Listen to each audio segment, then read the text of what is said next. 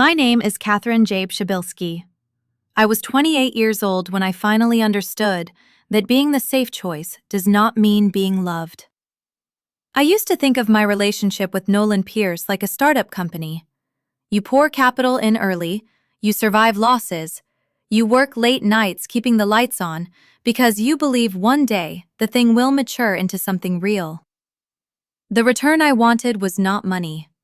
It was respect, partnership, a future where I was not treated like an emergency fund with a pulse. Linda Pierce called me safe the first time we met. She did not whisper it. She said it in my own living room while sipping wine I had bought, in the house I was paying the mortgage on. "Nolan needs stability," she said, looking me up and down like I was sensible shoes at a luxury boutique. "You're very grounded, Catherine. Every man needs a safe place to land after he's had his fun." At the time, I took it as a strange compliment. I made 6 figures in logistics management. I owned my home. I had savings, discipline, health insurance, and a 5-year plan. I thought safe meant marriage material. I did not realize safe meant useful until better came along. For 3 years, I funded the Nolan project. I paid off his $12,000 credit card debt because it was blocking his creativity. I covered the lease on his car because he said he needed a certain image for his freelance branding consultant work, a job that somehow cost more money than it earned. I bought groceries, paid utilities, hosted his friends, and smiled through Linda's commentary, like I was auditioning for a role I had already financed. But the real third person in our relationship was not another woman. It was Linda.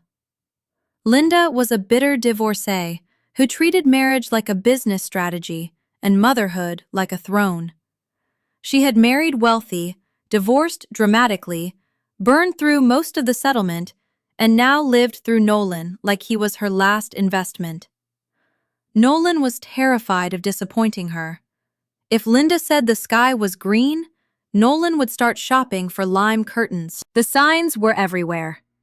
1 month before the proposal, I came home after a 12-hour shift and found Nolan and Linda in my living room, surrounded by high-end shopping bags.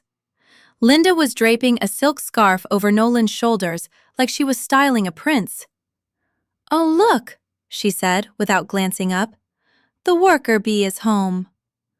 "Hey, babe," Nolan said from the couch. He did not get up. "Mom's car is in the shop, so I told her she could stay for dinner." "Oh, and we used your Amex. Mine was acting weird." "Acting weird?" I asked. "How much?" Linda snapped her eyes toward me. "Don't be so transactional, Catherine. It's unbecoming. A woman should want her man to look his best. You don't want Nolan dressing like he belongs in your tax bracket, do you?" I looked at Nolan, waiting for him to defend me, waiting for him to say, "Catherine works hard for us, Mom. Stop it." He only adjusted the scarf and smiled. "Mom's right. You could be a little more generous with the attitude. We were having a mother-son day." I swallowed the anger. I told myself once we were engaged, everything would shift. I would be his fiancée, his future wife, the woman he chose publicly. Linda would finally have to step back. I was an idiot. I decided to propose on Nolan's 27th birthday. I bought a platinum band with a diamond inset that cost more than my first car. It was a stretch, but I wanted to silence Linda's voice in my head. I wanted a ring that said I was not just safe, I was successful. I booked a table at Les Jardins, the most pretentious French restaurant in the city, where reservations took 3 months and the menu did not include prices unless you asked. That night, I was nervous. The ring box felt like a burning coal in my jacket pocket. I pulled up to the valet, rehearsing the words in my head.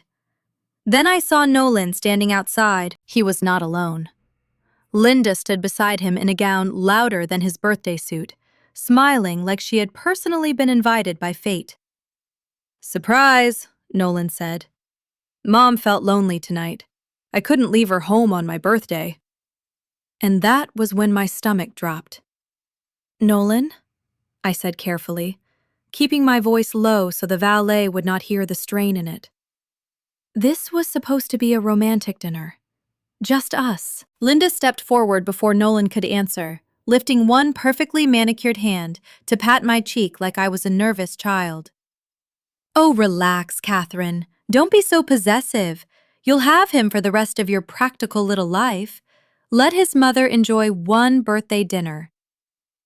Nolan gave me that pleading look, the one he used whenever he wanted me to absorb a disappointment quietly. Please, Kath, don't ruin the vibe. Mom's excited. So I swallowed it.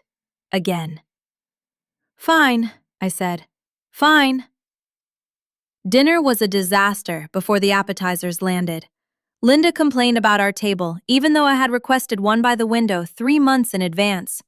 She sent back a $200 bottle of wine because she claimed it tasted tired, then smiled at Nolan like they were both above the room. She dominated every conversation, talking about her ex-husband, his new girlfriend, and how Nolan was destined for a life bigger than ordinary people could imagine. I sat there with my water, the ring box pressing against my ribs, listening to them plan a future I was funding, but apparently not invited to emotionally. Every time I tried to speak, Linda redirected the conversation. Every time I looked at Nolan for help, he was too busy being admired. Then the dessert menu arrived. That was my cue. I had arranged for champagne. My mouth went dry as the waiter approached with the bottle, and for one brief, foolish second, I let myself imagine the night correcting itself. Maybe Linda would see the ring and finally respect me. Maybe Nolan would choose me out loud.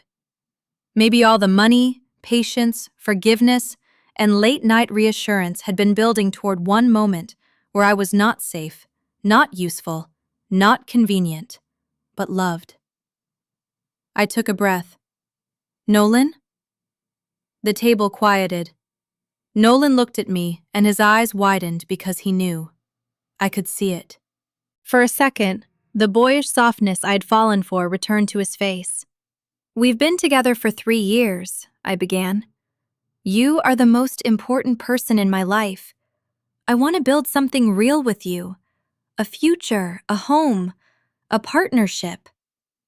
I stood, pulled the velvet box from my jacket, and lowered myself onto one knee beside the table. The restaurant went still around us.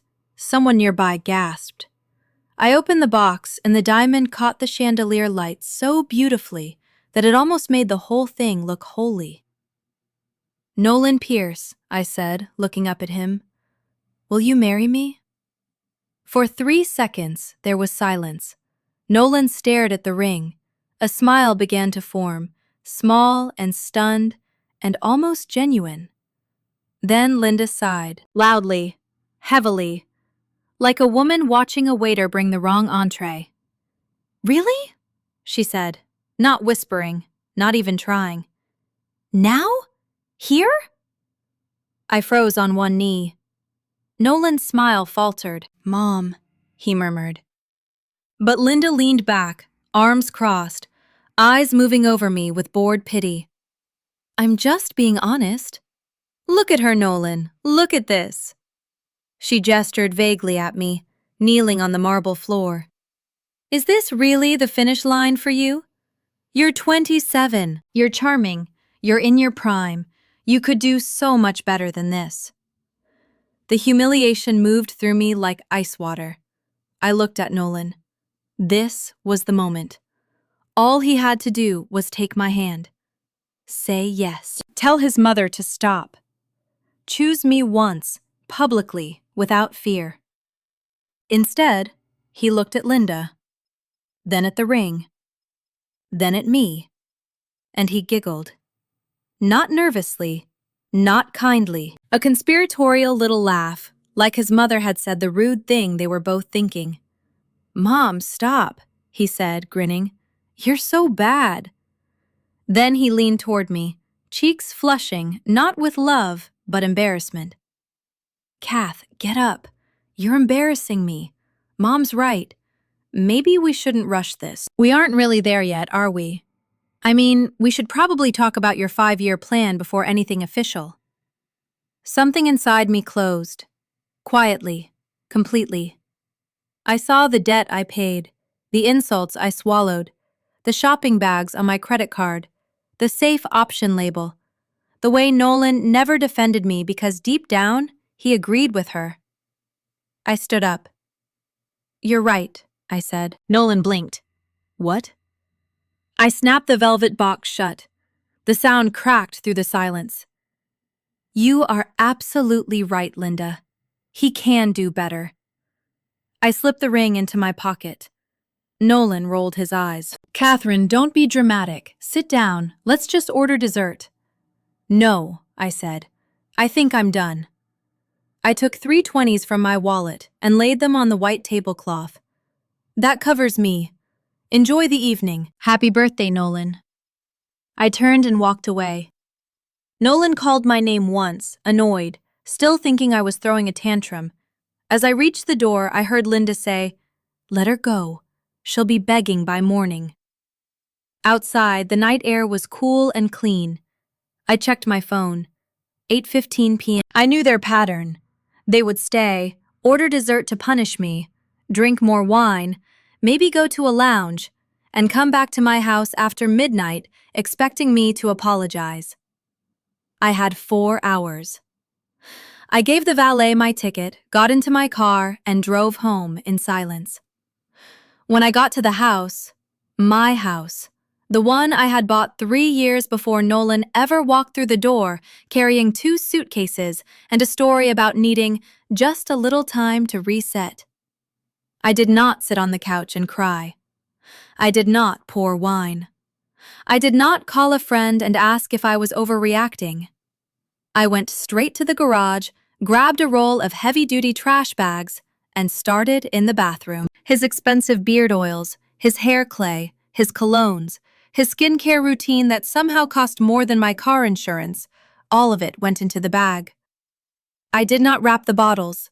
I did not separate fragile items. If something cracked, it cracked. He had laughed while his mother humiliated me in front of half a restaurant. I was not going to treat his moisturizer with more care than he treated me. Then I moved to the bedroom. His suits, the shirts I had bought because he said clients judged image, the shoes he insisted were investments, the cashmere sweater Linda picked out on my credit card, all of it went into bags. I pulled down the vision board he kept near the closet, the one covered in photos of penthouses, sports cars, rooftop bars, and men in tailored coats standing beside women who looked like trophies. There was not one picture of us. Not one image of the home we already had. That went into the pile too. I worked for 2 hours without stopping. The cold rage in me was not messy. It was efficient. By 10:15, 12 bags sat lined up on the front porch like evidence. Then I went into the guest room. Linda's overnight bag was there from the last time she accidentally stayed 3 nights because her condo felt too lonely. I tossed it on top of the pile. At 10:30, I called a 24-hour locksmith. "I need my locks rekeyed," I told the dispatcher. "Emergency service. I'll pay double." The locksmith arrived 20 minutes later. His name was Mike, a big man with tired eyes and a tool bag that looked older than both of us. He glanced at the bags on the porch, then at me. "Bad night?" "The worst," I said. Then I looked at the locked velvet ring box sitting on the kitchen counter. Or maybe the best. I haven't decided. While Mike worked on the front door, I sat at the kitchen table and tried to write a note. The first version was too angry. The second was too long. The third listed every dollar I had spent on Nolan, every insult I had swallowed from Linda, every time I had waited for him to defend me and watched him choose comfort instead. But then I heard Linda's voice in my head. She'll be begging by morning. Any emotion I left behind would become fuel. Anger would prove I was unstable. Pain would prove I was weak. I needed to leave nothing they could use. So I took a piece of cardboard from one of Nolan's designer shoeboxes and wrote 3 words with a black marker. Go, do, better. Mike finished the locks and handed me the new keys. "You the owner?" Sole owner, I said. Deed is in my name only. He was a guest. Mike nodded toward the bags. Then good luck. I taped the note to the center bag, turned off the porch light, went inside, and locked the new deadbolt. The sound was heavy, solid, final. Better than any yes could have been. My phone started buzzing at 11:45 p.m. Nolan. Missed call. Missed call. Text. You're being childish. Come pick us up. Mom's car is still in the shop and Ubers are surging. The old me would have apologized. The old me would have driven back, paid the bill, and begged him to forgive me for ruining his birthday. I blocked his number. Then Linda's. Then his sister's. Then Mason's, before anyone could volunteer as messenger. I fell asleep on the couch. At 2:07 a.m., pounding shook the front door. "Catherine, open this door!" Nolan screamed. "My stuff is outside. You can't do this!" Behind him, Linda's voice shrieked. "I told you she was unhinged! Call the police!" I lay in the dark and listened. I heard bags dragging, Nolan sobbing in angry bursts, Linda cursing my name like a prayer said backward. Eventually, a car door slammed, then another. The house went quiet again. The next morning, I watched the security footage while making coffee. Nolan and Linda stood on my porch, surrounded by bags, looking less like royalty and more like raccoons caught in a floodlight. I did not feel guilty.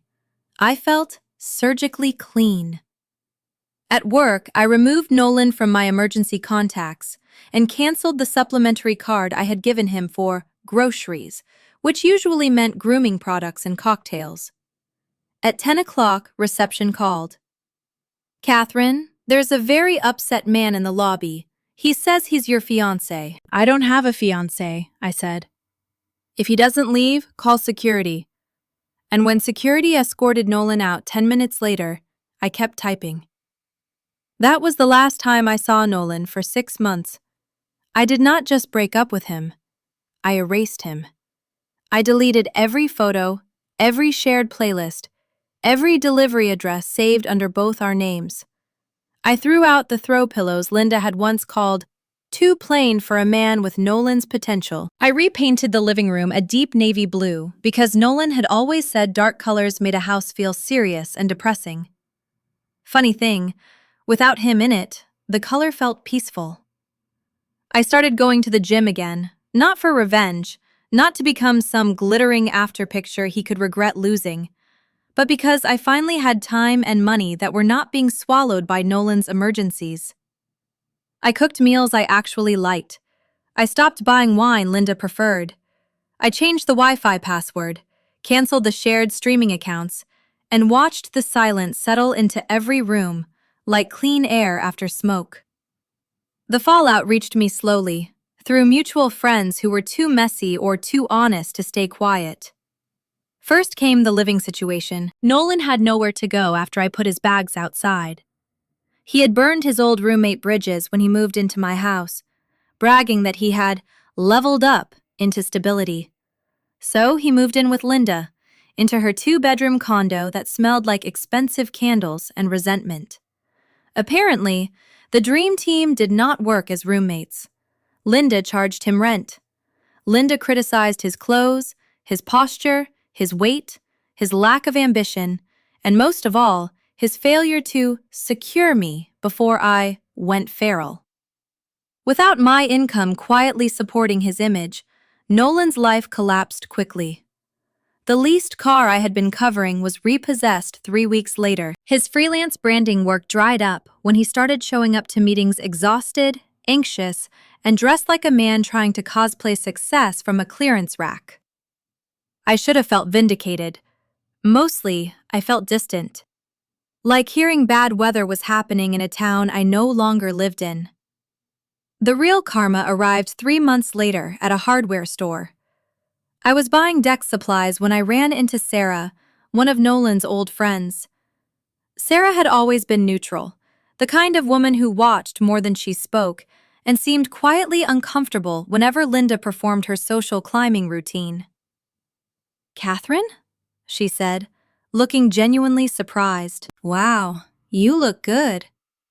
"I feel good," I said, placing a box of screws in my cart. She hesitated, then glanced around as if Linda might materialize between the lumber aisles. "I probably shouldn't tell you this, but have you heard about the upgrade?" "The what?" Sarah winced. "Linda set Nolan up with someone about a month after everything happened. She told him he needed a woman who matched his level. Her name was Juliana. Supposedly a crypto investor, family money, private clubs, all that nonsense. Linda was obsessed with her." I leaned against the shelf. "Let me guess." "She was a scammer," Sarah said. "A literal con artist. She dated Nolan for 6 weeks, took him to fancy dinners, let him believe he had finally found someone who could give him the life Linda always said he deserved. Then, she convinced him to take out a personal loan to invest in her new coin. $15,000. Gone." I stared at her. Sarah lowered her voice. "She also borrowed one of Linda's credit cards, maxed part of it, before disappearing." For the first time, I felt something close to satisfaction. Not joy, not cruelty, just the clean symmetry of it. Linda had spent years telling Nolan he deserved better than the woman paying his bills, and better had arrived wearing perfume and a fake investment pitch. "That's unfortunate," I said. Sarah gave me a look. "He's in a bad place, Catherine, working part-time at some boutique just to help Linda with rent. She screams at him every day, says he ruined both their lives." I picked up another box of screws. "He wanted better. Sometimes better has a steep learning curve."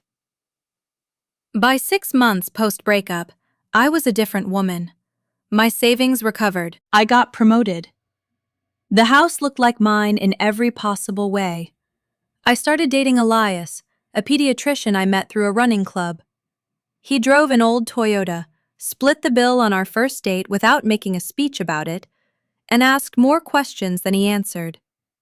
Peaceful men are underrated until you have survived a man who needs constant applause. I barely thought about Nolan anymore. Then came the wedding invitation. A mutual college friend was getting married, someone who had unfortunately stayed friendly with both of us. I knew Nolan might be there. For 1 second, I considered skipping it. Then I looked at my navy blue living room, my healthy bank account, the quiet life I had rebuilt, and thought, why should I hide? I wore a dark green dress, Elias wore a gray suit, and looked at me like I was not safe, not useful, not practical, but beautiful. At the cocktail hour, I saw Nolan near the bar. He looked older, tired, smaller somehow. Linda was nowhere in sight. For once, he stood without her voice beside him, and he looked like a man who had no idea what to do with silence. Then he saw me, and the past started walking across the room. Nolan saw me before I could decide whether to pretend I had not seen him. His eyes locked on mine, then slid to Elias beside me, then back to my face. I watched the recognition land in stages. The green dress, the relaxed posture, the man holding my hand without needing to own the room. The fact that I did not look ruined, that seemed to hurt him more than anything. Elias felt my hand shift. "Is that him?" he asked quietly. "Yes. Do you want me to stay?" I looked at Nolan crossing the room, his shoulders tense, his face trying to arrange itself into dignity and failing. "Give me 1 minute." Elias kissed my cheek, calm and effortless. "I'll get us refills." Class act. Nolan stopped 2 feet in front of me. Up close, he looked tired in a way expensive skincare could not fix. His suit was slightly too loose. His hair had lost its styled arrogance. There were shadows under his eyes, and for the first time since I had known him, he looked like a man who had been forced to live inside the consequences of his own choices. "Catherine," he said. "Nolan? You look amazing." He tried to smile, but his mouth trembled. I heard you got promoted. I did. That's great, really. He glanced toward Elias, then swallowed. Is he your boyfriend? Yes. A flash of pain crossed his face, but beneath it I saw calculation. Nolan had always known how to turn pain into leverage if the audience was kind enough. He took a breath. Look, I know I messed up. I know I let my mother get in my head. That night at Le Jardin, I should have stood up for you. I should have said yes. I think about it all the time. I said nothing. He stepped closer. Juliana ruined me. She took everything she could get. Mom blames me every day. I'm living on her couch, and she makes me feel like a failure from the second I wake up. I miss the quiet, Kath. I miss the house. I miss how safe everything felt with you. There it was. Not I miss you. Not I loved you. I miss how safe everything felt. He reached toward my arm, and I stepped back. His eyes filled. Can we just get coffee? Please, just talk. I'm drowning. I looked at the man who had giggled while his mother publicly humiliated me. The man who accepted my money, my home, my patience, and my protection, then called it all beneath him when someone shinier might be watching. I did not feel rage. I did not feel pity. I felt the clean distance of a woman who had finally stopped investing in a company with no product. No, I said. He blinked. No coffee? No coffee. No talking. No returning to the table because your gamble failed. Catherine, I love you. The words were too late to have weight. No, Nolan. You love what I absorbed. You love that I paid your bills. You love that I took Linda's abuse, so you did not have to face her alone. You love that my life was stable enough for you to stand on while pretending you deserved something higher. His face crumpled, and people nearby began to glance over. I lowered my voice. That night at the restaurant, when you laughed, that was the most honest moment of our relationship. Linda said you could do better, and you agreed. I am honoring that. Go do better. Kath, please. My boyfriend is waiting for me. I walked past him before he could find another version of desperation. I did not look back until I reached Elias by the bar. He handed me a drink and raised one eyebrow. Everything okay? Across the room, Nolan stood exactly where I had left him, wiping his face with the heel of his hand. Linda was not there to rescue him. Juliana was not there to flatter him. For once, he was standing in the silence he had earned. Yes, I said, taking Elias's hand. Everything is perfect. We danced the rest of the night. I never heard from Nolan again. Last I heard, he moved to another state to live with an aunt after Linda finally kicked him out. As for the ring, I returned it the morning after the breakup. I used the refund as part of a down payment on a rental property. It now pays me $1,200 a month in profit. After 3 years of funding the Nolan project, that was the only return on investment I ever got. And honestly, it was worth it.